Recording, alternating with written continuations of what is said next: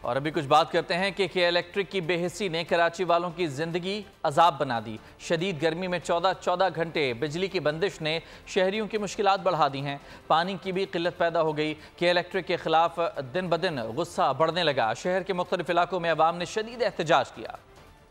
جان لیوا گرمی اور کے الیکٹرک کی ہٹ دھرمی، کراچی والے دوہری اذیت کا شکار۔ شہر میں لوڈ شیڈنگ کی صورتحال روز بروز ابتر، بجلی کی بندش کا دورانیہ 14 سے 16 گھنٹے تک پہنچ گیا۔ دن کا چین ندارت، رات کا سکون غارت، عوام کا صبر جواب دے گیا۔ مختلف علاقوں میں شہری سڑکوں پر نکل آئے، کے الیکٹرک کے خلاف شدید احتجاج کیا۔ MQM رہنماؤں نے بھی کے الیکٹرک کو آڑے ہاتھوں لیا۔ مظاہرین سے خطاب میں کہا کہ الیکٹرک اپنا قبلہ درست کرے، بدترین گرمی سے ہلاکتوں کا مقدمہ کے الیکٹرک کے خلاف درج کیا جائے گا۔ میں آپ سے کہتا ہوں اپنا قبلہ آج وقت درست کر لو۔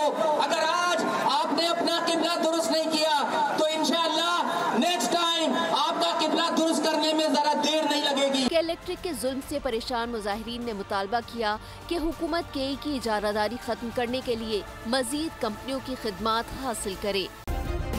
سبسکرائب کریں اور بیل دبائیں تاکہ کوئی خبر رہ نہ جائے۔